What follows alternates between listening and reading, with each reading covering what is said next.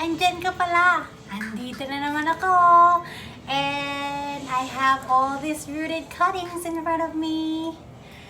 These are the cuttings that I got during my previous 2 videos. Remember those? If not, I'm gonna insert it up here so you can watch it. And most of them have rooted, and then some I already repotted because they needed to be repotted. But today I'm gonna do a repot with you guys, and also I'm gonna be answering some questions that you guys posted on my question on my Instagram story and Facebook story. So yeah, let's go ahead and do that.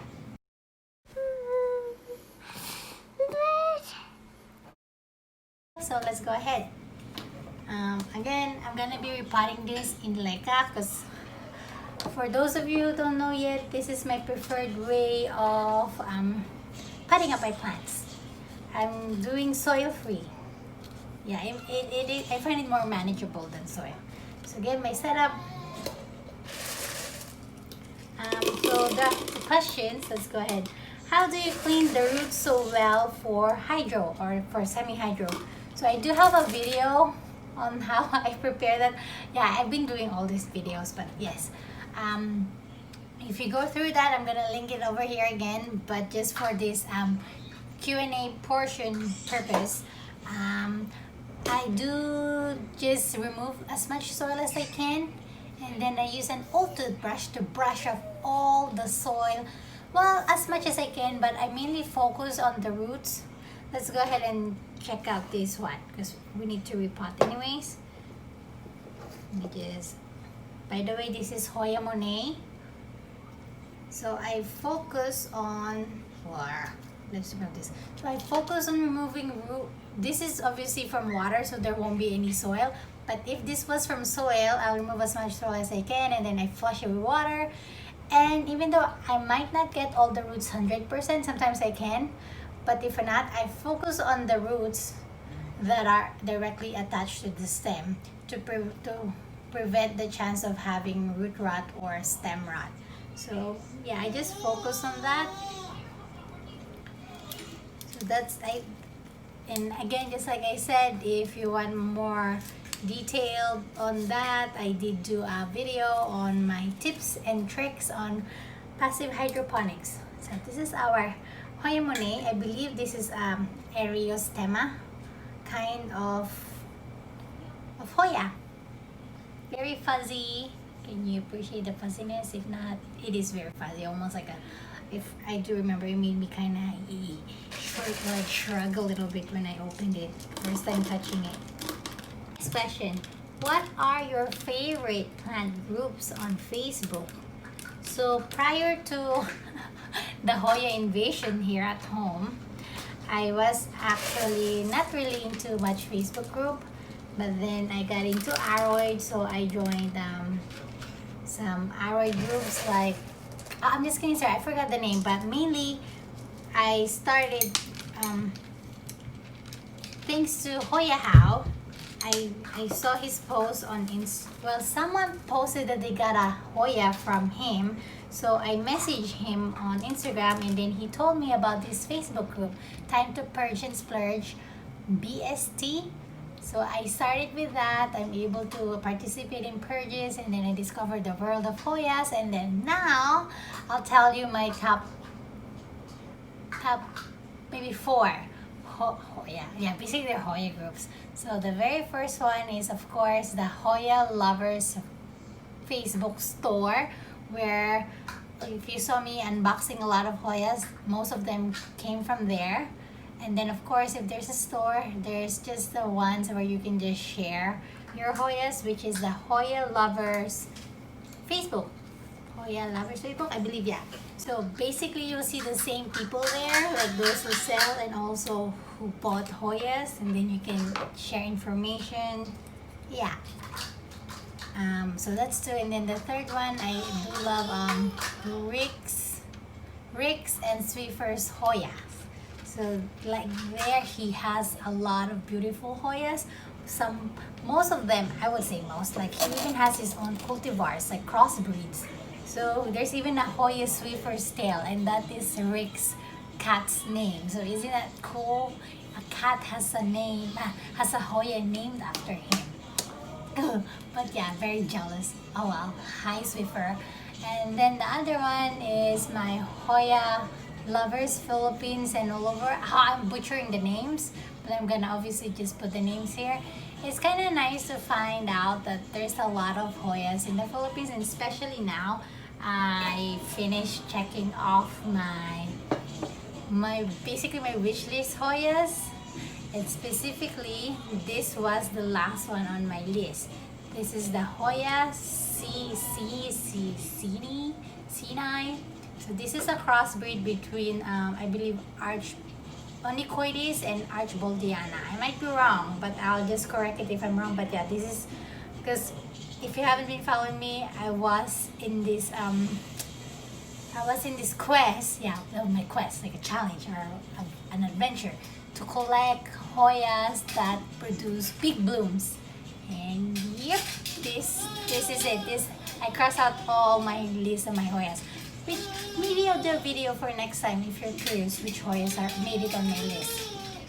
And now, going back to the Facebook group, yeah, so I'm able to educate myself of which Hoyas are native to the Philippines. So that group, so those are the 4 groups that I'll mention here today. Next question. Is it necessary to use a rope? Oh, perfect question. In the net pot. I've seen others that do not use one. So Jenna, I'm assuming that's her name. Jenna, for me, just my understanding, and I think it makes sense to me that the reason why I would use and why other people would use a rope or a wick is because imagine if Jill is also doing her YouTube thing. So imagine if the water is already not touching your nursery pot, how can the leca balls or your media will be able to passively take up water without the rope? So if your net pot or your nursery pot is not touching the bottom, I would recommend, and I think it just makes sense to put a rope there so the water will have a transportation to provide. So basically there's a way to passively wick up the water to your leca, eventually to the roots of the plant. And obviously if you're just gonna use like a pot that would just be sitting there and then you fill up water like a third of the way, then obviously you wouldn't need a rope or a wick because the leca will have direct contact to the water that is on your reservoir. So yeah, I think that's why it's necessary. It's only necessary to use a rope if your reservoir is deeper than the nursery pot or the net pot you're using. I hope that answers that question. Next question would be, OMG, this is from Janelle, Loca for Hoya. Variegated or splash? Seriously, huh? So on my other video, I mentioned that apparently those splash are pockets of air. So I think those splashy Hoyas are very gassy. Yeah, but my preference, variegated or splash, I'm so torn, but I only have a few splashy Hoyas. So to answer that question, variegated or splash, I would think as just looking at what I have, I tend to be more drawn to variegated than splash. But in reality, I just love green, veiny, kind of interesting looking leaves. Not that they don't have to be variegated, they don't have to be splashy, they just have to be leaves. How about you? What do you guys prefer? Variegated or splash? I'm gonna cut this because it doesn't fit well. Yeah, I hope that answers it. And then this is from my sister, this question. So mine is just white dots. Did you put rooting hormone on that? Those white dots that my sister is referring to, let's see, do I have a Hoya here, a cutting? Let's see. OMG. Look at these roots. This is my Hoya Rigida X EPC 209. So those white stuff, those are potentially gonna be roots. So it's okay, those white dots are good. And yes, I do use rooting hormones on mine because I have it, and I think it makes it, it's like an insurance to make sure that my cuttings will root, and I already have it, so I might as well use it. Yup. This question is from Amy. I know she asked me this twice. Thank you. I'm sure, I know she really does want to know. Hoya Polynura Care. I don't have any Polynuras to pot up right now, but I noticed that Hoya Polynuras are more thirstier than other Hoyas. What I mean by that is that when I still have my two Polynuras, I do have two kinds, the Brochet or the Splash. I got reprimanded for calling it Brochet. The Splash, the Brochet, I'm still gonna call it Brochet. And then the green one, when they were still in soil, I noticed I had to water them more often than my other Hoyas. Maybe because they're mermaids, they love water. But now that they're in passive hydro, I noticed that they've been growing faster. Maybe because they don't have to suffer from drought because I forgot to water them. And at the same time, just like any kind of Hoyas, bright indirect light, and then of course fertilize if you see any signs of growth, because they're gonna need that. They're gonna need energy, especially if you're in passive hydro. These clay bowls don't have no nutrients in them, so you need to provide it in your water reservoir, so you're gonna have to use nutrient water. So I think, oh, what else can I say? So that's the light. Humidity, I think they'll benefit because they are tropical plants, so I guess as long as it's not below 45, because mine at home here at our house, my humidity is always above 45. If I don't forget to put up to refill my humidifier, it's always above that number. Make it bloom. I read mine hasn't bloomed yet. It's been trying to. I see those little peduncles, but they just, oh no, I broke a root. Oh well. So I read, and I've been watching videos on Hoya Polynura Care too, because I'm curious. Apparently they'll bloom better if you give them colder nights.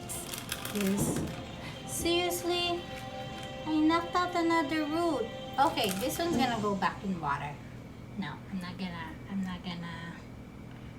gonna risk it. I'm just gonna put it back in water.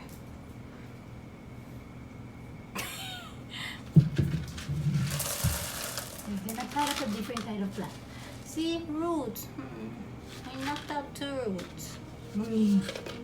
Okay, which ones are we gonna pot? Oh, I wanna show you guys this one. Remember the free cutting that I got from Gardinos?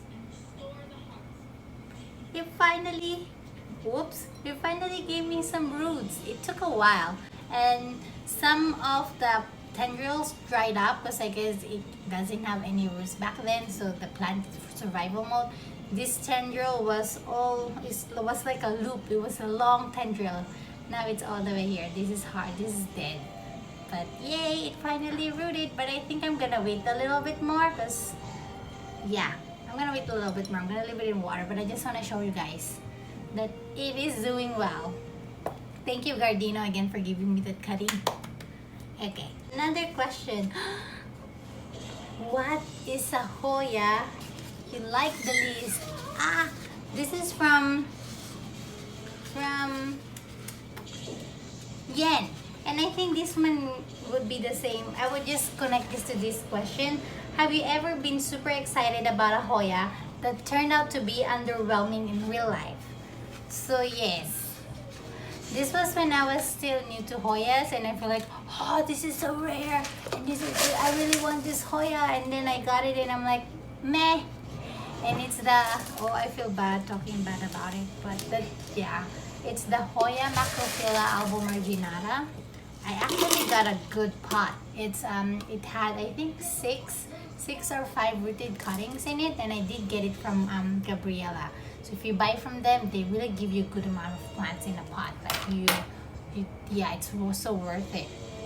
So I got it, and then when I saw it, I'm like, okay. And then now it is my least favorite because I don't know, it just doesn't.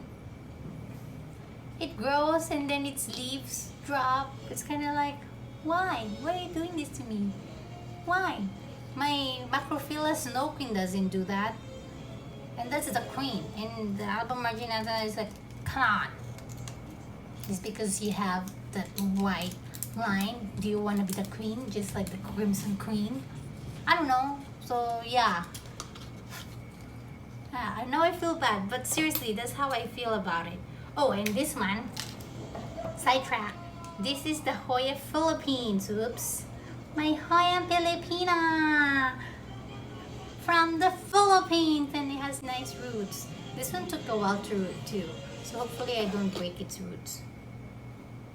I'm gonna use this temporarily while I'm waiting for my other trellis to come. And by the way, I did this hashtag Hoyang Filipina. Feel free to tag your Hoyas that are native in the Philippines. Maybe if you can help me discover which Hoyas are native to the Philippines so I can collect them. That would be so nice. The Hoya Philippines, obviously from its name, it came from the Philippines. I hope. This is not randomly named so I can buy it, but yeah. What do you love about Hoyas? Leaves or blooms? This is from Janelle. Janelle, thank you very much for asking me questions because no one really want to ask me questions. So initially when I started, I was attracted to Hoyas because of the diversity of its leaves. And then one of you guys commented on my video that it would be nice if I showed the blooms of the Hoyas that I'm unboxing at the time. Thanks to her, Maria, I remember you. Now I've discovered Hoyas because I'm discovering more Hoyas because of their blooms, just like the Hoya undulata. Though I'm very much aware of its existence before, it just made me really push me to buy one for myself. And then there's this, I'm claiming that it's its long lost cousin, the Hoya Ruthiae. It's not Ruthie, it's like Ruthiae. So that one, in my opinion, is somewhat like a similar, but a smaller version of the blooms of Hoya undulata. So I guess I have moved on from this loving Hoyas for its leaves to now to its blooms. It's like a double whammy kind of love, yeah, for Hoyas. And a good question too regarding propagation is when I posted this question, I used a picture. When I posted the box to ask question on my Instagram story, the picture that I used is one of the propagated cuttings in bottle in water propagation. So Simple Mom asked, how often do you change the water? I'm assuming for when I'm propagating. I actually don't change the water. That gross.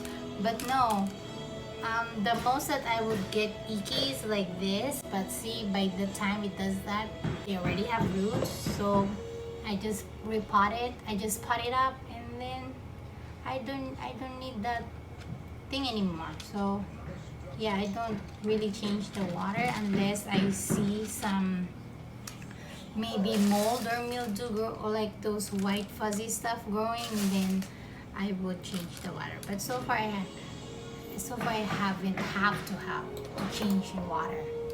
Another question: how to keep Hoya polyneura happy? This is Amy again. Sorry, Amy, because I didn't answer her questions right away, so she has a follow-up question on Hoya polyneura care.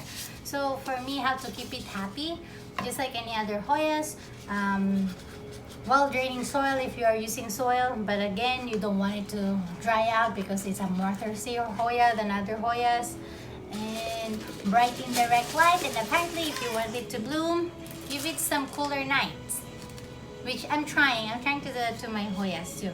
And also, don't be afraid to propagate your polymorphs. They grow fast, and you're gonna have bushier, thicker fishtail Hoyas. This is my Hoya. Oh yeah, I mentioned this earlier. So this is the Hoya Rigida crossed with EPC 209, and it says here RHM 092. So for you guys Hoya people, you know what RHM means, right? It's the Rick's Swiffer cross. So yay, I got a hold of one of his cultivars. Yes, Jill. And I do have this trellis by root and stem. So I think I'm gonna use it with this guy because I think it's gonna need it because it's so long. Trellis is made out of copper, so and then they treated it, they weather treated it, so it should last longer than just untreated copper, I guess. And I think it's so nicely designed, and it is handmade by her husband. So you want to support small businesses just like Root and Stem. I'm gonna link her Etsy store down below, and also check out her okay, there's balls everywhere. But if you want to check out her store, do so. And also check out her Instagram. She posts some cool shots. She uses this, I don't know, the mood of her pictures are just so dreamy. And yeah, follow her. She's awesome. I would say she's one of my balls everywhere plant friends. I would consider her one of my plant friends. That's why I love supporting her store and her husband. They're small business basically. Some roots are exposed, but I guess it's okay.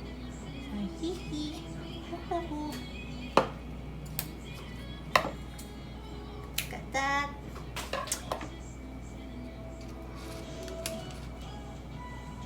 I'm running out of space. I have a question for you guys. Do you guys leave the labels on your plants, or you just know that this plant is that plant? Just curious. Because me, I have to, oh no, there we go. Me, I have to leave the labels because, yeah, unless they are on my wish list, I would remember their names, because basically I've been eyeing them for years to the point that I can tell them from afar. Yeah, but me, I have to leave. And also for consistency, I guess. Hopefully when I have a time, I would just try to tag them with the same tag, like a white labeler, than the random pink ones that I got from Rick Jarrett, or the little tag that I got from John C. Sword, because maybe it'll look nicer if it's more uniform. So there's our Hoya Diptera Figi. Oh, questions I forgot. I'm so sorry. Like I can just like have went away somewhere with my thoughts. This is from Simple Mom again. Thank you for asking questions, by the way. How many kinds of Hoya do you have? How many kinds? Oh, because here's the thing with this question, I'm confused. Like, are kinds? Is it a species? Is it a cultivar? Like, how do you categorize it with that? I don't know, but it's definitely a lot. Maybe one of these videos you're gonna count it with me, and yeah, we'll count it all together on my future video. Not anytime soon, because I actually wanted to do my look at this houseplant tour sooner than later, but because of this pandemic, I did order a new glass cabinet to house these Hoyas, because basically they're all here right now. I I need to have a place for them so they can thrive and I can provide them better care. But anyway, so yeah, maybe by then, by the time that the glass case comes and then I can set it up, then we can all count it all together. Yeah, it's definitely not. Yeah, I don't know how to answer that question. I'm sorry, but yeah, we'll count it together. Maybe if you can tell me what do you mean by how many kinds? Is it like how many kinds of cultivar? How many kinds of species? Yeah. Yeah, I think I'm making it complicated. Oh, and this next cutting, this is Hoya CV Hot Lips. This one, and then my Hoya Ghost Fairy. These both came from Sarah Moore. My earrings and these two Hoyas. I traded my Hoya with her. So yay! Thank you, Sarah Moore. Thank you for my earrings. And she hand drawn this. She drew this. So we're gonna put this up. And then one of you guys posted on one of my videos. They answered. It was actually a very good question. So I'm gonna share it here. The way I replied to him already, but I'm gonna share it here. Like if I see any, what do you call that? If I find it necessary to soak my lecas before I use them, and if it does make any significant changes, well, me, I don't soak my lecas. Wash it thoroughly, that the water runs clear, and that's it. That's all I do. So I cannot really compare whether soaking the leca balls overnight or for how many hours will benefit differently the plants or not. I don't see the reason behind it, because these leca balls are just like clay pots. Yeah, they'll absorb some water to the point that they won't expand like a sponge. So yeah, I don't see the logic behind it. Yeah, it doesn't make sense to me, so I don't do it. And as far as I'm concerned, my plants are happy without the lecas being soaked overnight. Yeah. But I think I should share that because that's a very great question. Because I did ask people before too, but I don't know. No one wants to answer my questions. Seriously. So I just researched it myself, and doesn't make sense to me, so I didn't do it. Yeah. Okay, you guys. So now you are seeing my view from my chair. So yes, this is how my table looks like right now. Some are still we haven't been potted up yet, just like this Cini, because I broke the roots, and my Hoya EPC 271 needs to root more in my opinion. And I do have some spider plants there from my sister that I need to pot up, but I'll pot it up later because I want to do a hanging pot. But yes, this is them. And again, check out root and stem tropicals for this beautiful trellis. And I do have this big trubiana over there that I'm gonna repot with my other trubiana. Yep. Hoyas for days. Lecas for days. I hope I don't make you get dizzy. Okay, so again, this is our Hoya Hot Lips, our Ghost Fairy, the Diptera Fiji, my Hoya Philippines, Hoya Monet. This is actually a low-key. It's still in soil. I need to transition it, but I'm holding off for now. And then we have our Cebu, and then my little thingy from Yen. Yeah, this is so much. So yeah, I'm not gonna go one by one, but here they are. Oh, my Bertoni. Yep. And that's it. They're all potted up, and again, thank you for asking all these questions. I really appreciate it, and thank you very much for engaging with me. I hope you enjoy this, and happy growing. I hope your Hoyas are also thriving well and growing well, not just your Hoyas, your other plants too, of course. And if you haven't liked and subscribed yet, please do so. I would really appreciate it. And follow me on Instagram at Jillians_plant_corner.